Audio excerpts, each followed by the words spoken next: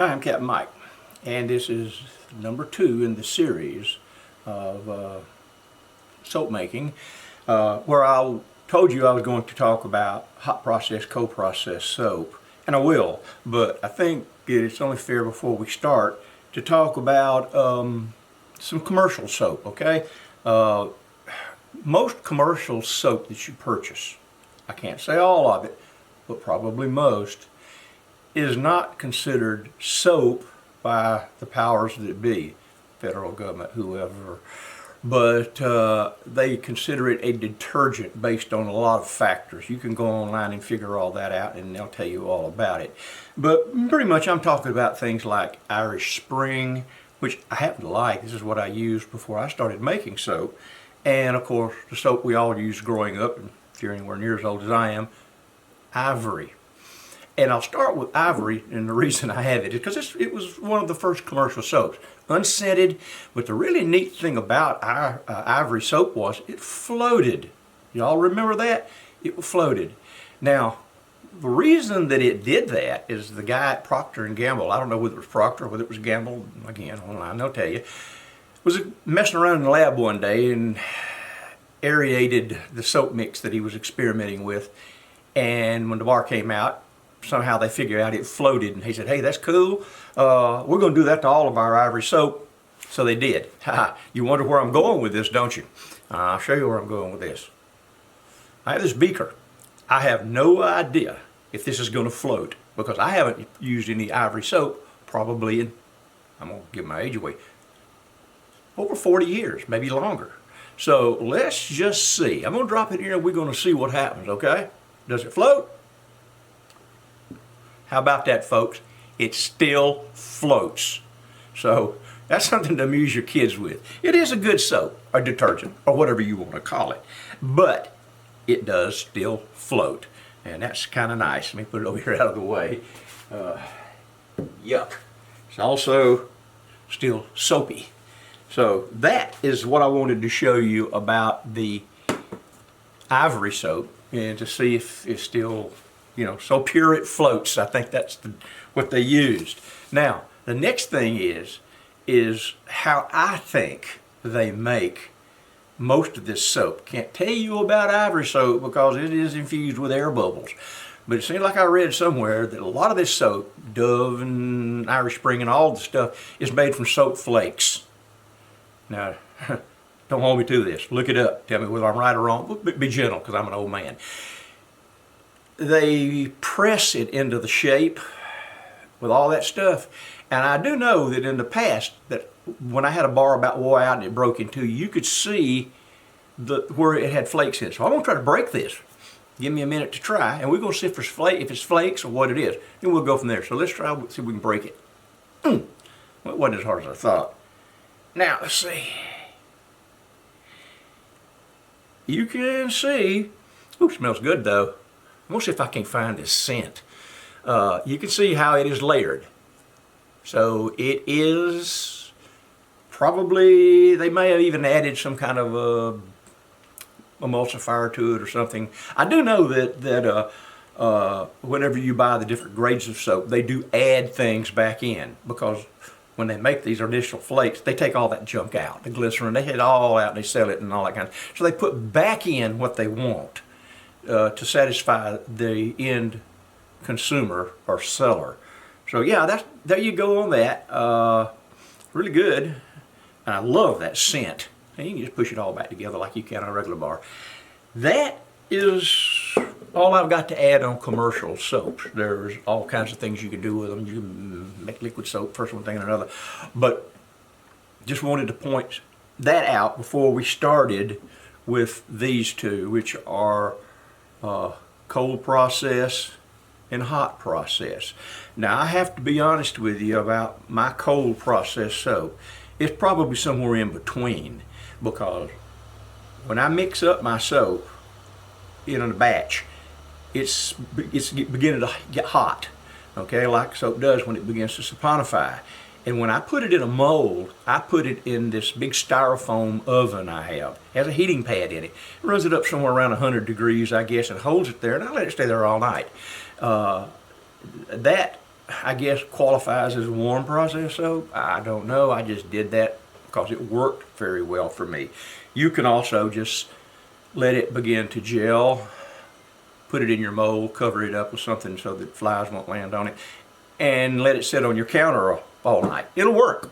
It'll work. I think that the more heat that you have to it for a longer period of time, as in hot process soap, makes it saponify totally quicker. Now, hot process soap, I use the same ingredients, same thing that I use in cold processes, no difference. The only difference is I cook this in a crock pot. Well, I'll say a million. There's a lot of recipes online, a lot of very, very good videos on how to make this, how I figured out how to make it. There's a couple of things that I don't necessarily agree with, and that was that once it gelled in the crock pot and you got that doughy stuff out and slapped it in your mold and beat the heck out of it and tried to get it where it didn't have any voids in it, that it was soap. Well, it's not. Because if you take a bar of this stuff that has just come out of your crock pot and it's supposed to be fully saponified, stick it to your tongue. It's like that. I do that to every batch of soap I make. There'll be an end bar, and I'll stick my tongue to every batch of soap I make. And trust me when I tell you, this will zap you.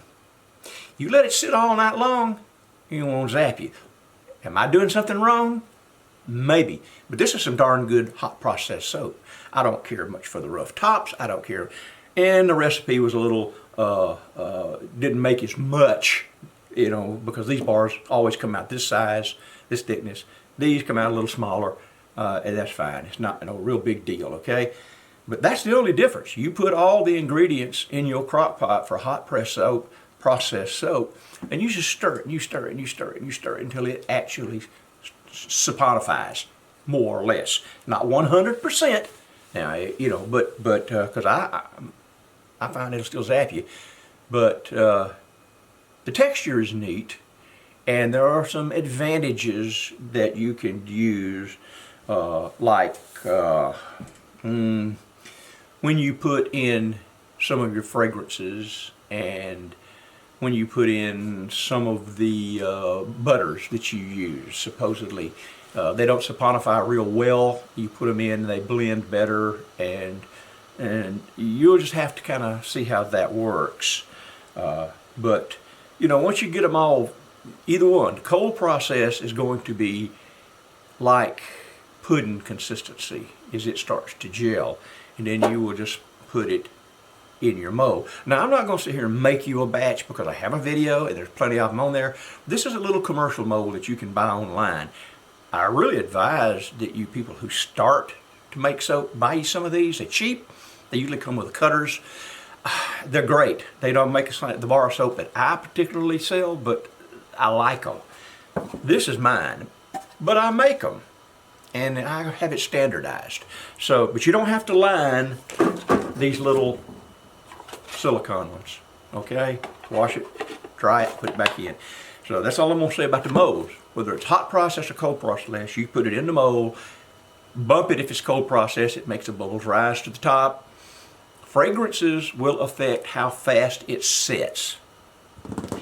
I find that rose is rough. It might work better if you made rose soap as a hot process soap. Don't know, try it. But I know if you use some rose fragrances from some of the suppliers, well actually all the suppliers I've ever used that had rose, that stuff would make you soap on a stick if you wasn't careful. You better be quick. Some of the others do not have anything to do with trace. Some are faster. That is something that you'll have to deal with. That's pretty much it. Well, I guess I could say, you know, all you need to do either one of these, hot process or cold process, is some fat. I use all vegetable oil now, but that's because a couple of my customers were vegan, whatever you say, vegan, I guess. And they said, well, we really wish we had some soap we didn't have any pig fat in it. And I said, well, that can be arranged. So I did some blind studies, and I found out that nobody could tell the difference. The soap, quality of the soap, there was no difference in whether it was vegetable shortening or whether it was pure lard that I bought in 5-gallon buckets. So I started using the shortening. It's a little bit more expensive, but not much. And you'll need some water. I use well water. Some people swear by distilled water. Go to Walmart, by all means, buy all the distilled water you want to. I use well water.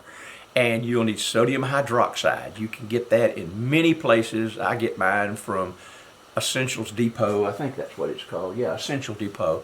And I buy a good many things from them. They are very fast to ship. They don't give me anything. I'm not promoting them. I'm just saying that's where I get it. You can also go to Amazon and get all that. Those are the only 3 things that you're going to need is water, fat, and sodium hydroxide, and a recipe on how to mix them up. And that's all online. You can get all that stuff on doing 33% water discount or no water discount or whatever, super fat and all that stuff. That's going to be what you experiment and how you do it.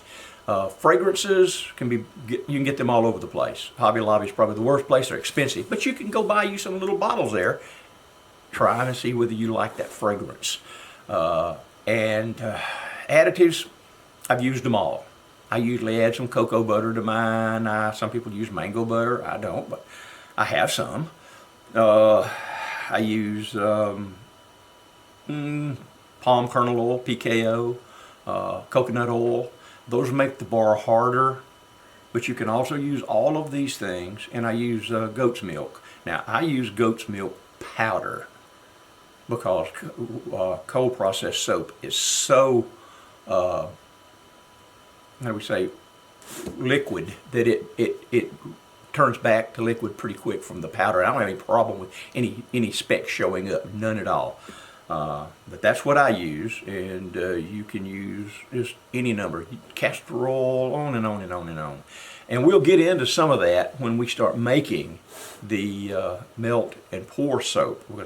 I'll try to make some of that in the video because I've never made it before.